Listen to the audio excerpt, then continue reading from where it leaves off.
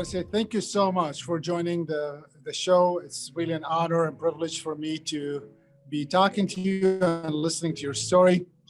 Jeff, as you know, the goal of the show is to really demystify entrepreneurship and maybe give a guide to those who are aspiring to be entrepreneurs, what others before them have done.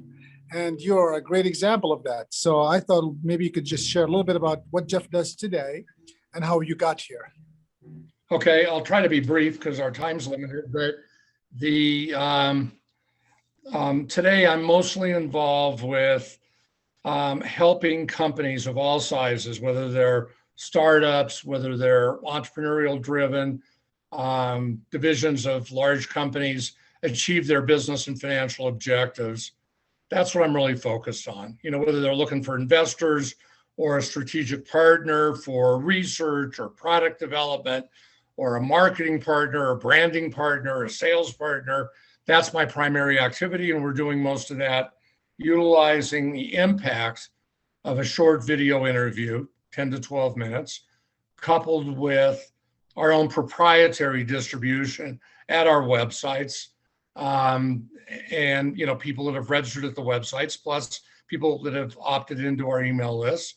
And then on top of that, we use AI, artificial intelligence tool to target additional people that could be interested based on the company's industry or sector, specifics of its business, geographical locations, and the specific business or financial objectives. So that's what I'm doing today. But how I got there was a really rocky road, so to speak, and not the ice cream. So when I grew up in a family retail business, and many decades ago, in 1979, some guys came to me that were taking an equipment leasing company public on NASDAQ, and they needed a CEO. My background was accounting. And so at 29 years old, I was the CEO of a NASDAQ company. At the time, I really didn't know what I didn't know, Ferris. But looking back on it, I was like totally clueless. But I liked the deal side, and I got involved with the investment banker who did that public offering and placed in the 1980s, to a large extent, a lot of public offerings all over the country that were underwritten stock offerings. That sort of led into the private placement world, where I did a lot of private placements in the 80s and 90s.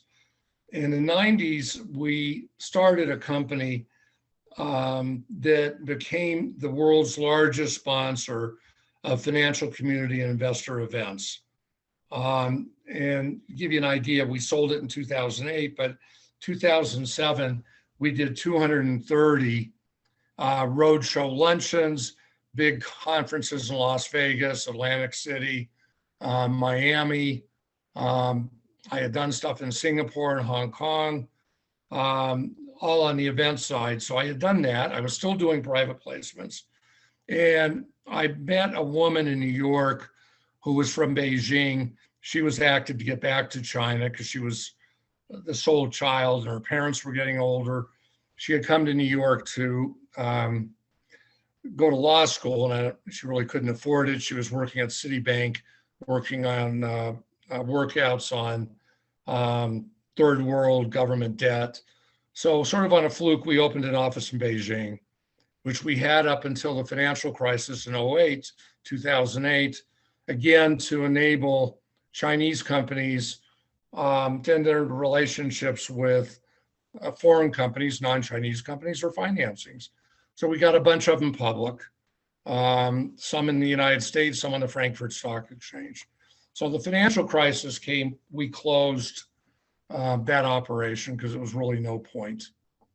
The one thing about entrepreneurship, I think, is sort of an ongoing need, Ferris, to reinvent yourself.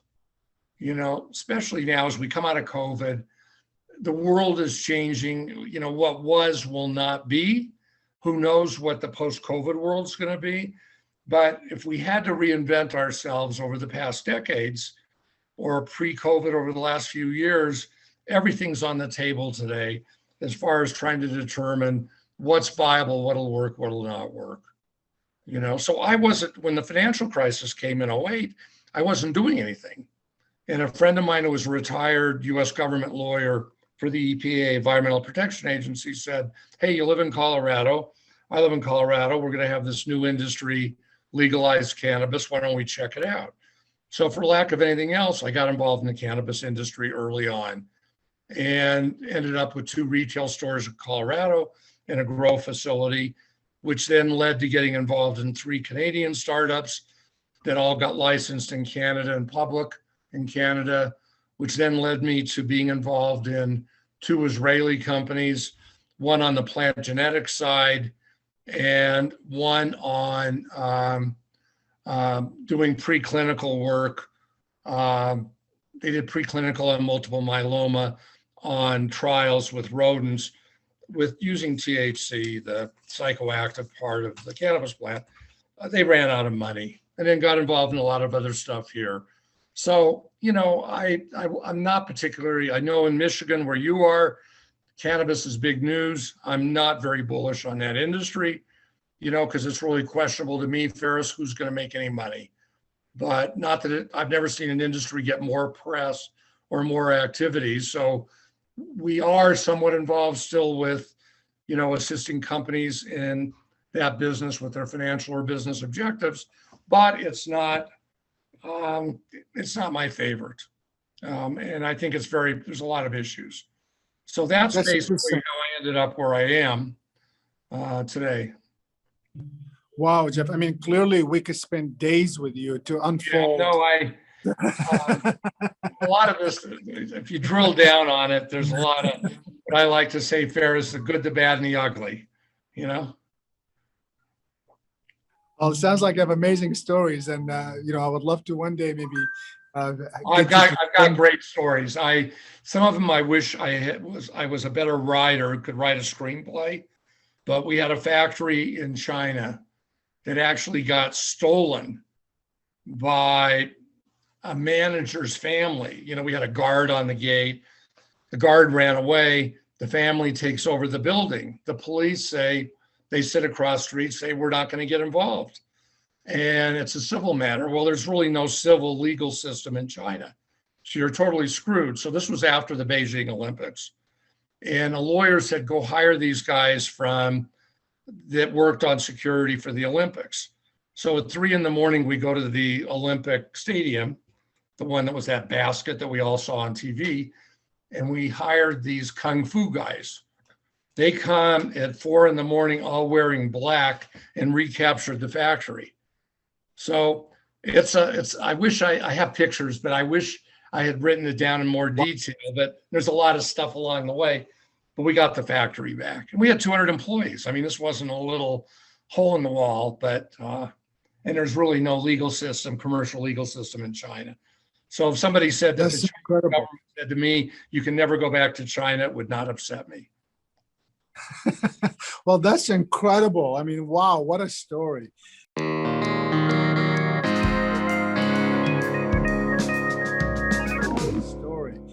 So speaking of stories, it sounds like you have thousands of them. I'd love to hear some maybe from you, Jeff. What maybe one highlight for you through your journey? Sounds like you have lots of them. Maybe just one example of a highlight for you. Well, I think the thing that that's a difficult question to answer because I liked, the one thing about, Ferris, people, they get a new job, they get a new vocation, and they're excited about it. And then 3 weeks later, it's just another job, and I think entrepreneurship's the same thing. The phrase I use, if you don't want to take risk, don't get out of bed in the morning. Now, the problem with that was I was in LA a few times when there were earthquakes. So it wouldn't be good to stay in bed then, because you'd still have the earthquake problem. But entrepreneurship is a challenge. And a lot of entrepreneurs fail because they don't get, it's the old Harry Truman phrase. He had a sign on his desk that says the buck stops here. And the entrepreneur has to do what nobody else that works for him or her wants to do. He gets stuck with all the crap. And you have to be, attuned for that. So I think the best successes for me, looking back at it, were the companies that I, really got funding or got public, because it was a lot of work. It's very technical, lots of legal, very expensive. That was the most satisfaction, not necessarily the most financially lucrative.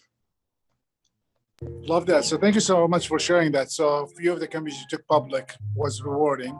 What would have been one of your downs that you felt like, you're really one of your, maybe kind of like, I would say it's like high is high and as low is low. I know sometimes it can be the same moment. Yeah.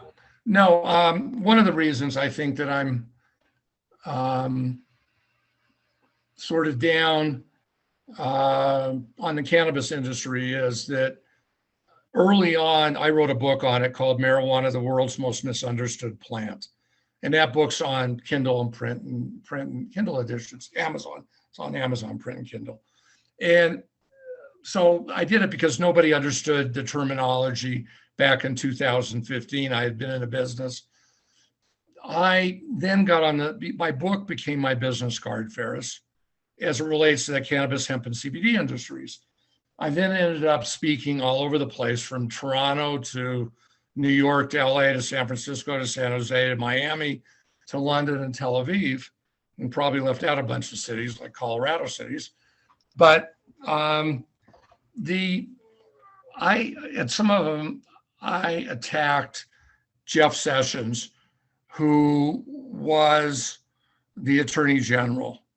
And I believe, I'll never know the truth on this, that I was targeted by the government. And make a long story somewhat short, I ended up with a battle with the government. It was civil, not criminal. I didn't admit or deny anything. And it was very emotionally tiring and very expensive. And that was the downside. Again, if you don't want to take the risk, everything you try has risk. And the more, quite honestly, we see, I don't care what side of the aisle people are on, Ferris, but, the concept of government, big government, more programs, government in our face, is somewhat inconsistent with individual human rights. There's a concept in the US, as opposed to most countries in the world, that everybody gets their day in court, and not exactly the case. I always thought that was the case until this happened. It cost me just legal fees alone were $600,000. And, I'd never been through anything like that. So it was very discouraging. That's the downside. Wow, Jeff, again, we could, first of all, I'm terribly sorry that you had to face such a burden like that. That sounds very heavy. And of course, inspiring in a way because you keep going. So there's just so much to unfold with you, Jeff. And, I would love to one day maybe keep this going with me for a few more interviews when we get a little bit more time. My last question to you is, if you were an aspiring entrepreneur today, and if you were to start something again, what would you tell yourself, or what would you tell someone that's getting started today? Well, I'll tell you the one thing that really bothers me with entrepreneurship and entrepreneurs, and I talk to them all the time, as you do, Ferris, is, whenever I did one of the multiple companies over the decades, we were always interested in building a business. And what I see now is not so much people trying to build a business, but say, hey, I want to do this thing so I can sell out and have $100 million in 2 years. Now, that's not really, that could happen. But the real thing is that if you start a venture, you've got to say, this is my life. This is what I'm going to do. And, if somebody knocks on the door and wants to buy it for $100 million, great. More than likely, that's not going to happen. But if you can create a good, nice business, with revenue, with profitability, that has an upside, that's what you need to focus on, not how, gosh, like right now there's these SPACs, special acquisition companies. I was involved with them 15 years ago. I can do this. I can sell it to a SPAC for $100 million. That's the wrong attitude for an entrepreneur. The right attitude is my business, my idea makes sense and it works. And this is going to be my life. It's my dream. If I happen to merge with a SPAC, if I take it public, if I sell it out, fabulous. If not, I am comfortable in continuing to run that business, Ferris. Love that, Jeff. I mean, clearly, what a great insights to share with people to focus on building the business and solving someone's problem or creating an opportunity. What a great insight. Jeff, clearly we can keep you for days and we won't even be done. We'll just be getting started. I want to say thank you so much for making the time and to sharing your wisdom with our listeners, and appreciate all your thoughts. Thank you so much, Jeff. And Ferris, I'm delighted to come back. I used to do seminars on, raising money, doing business plans, entrepreneurship. And yeah, I right before we got on this call, a lawyer called me about his client, and I just almost lost it because again, they're looking at the wrong direction. It's an early stage deal. It's based out of Vancouver, Canada, and it doesn't make sense. And the other thing that I have to say is, just to wrap up, Ferris, because I know we're out of time, is deals that don't make sense don't get done.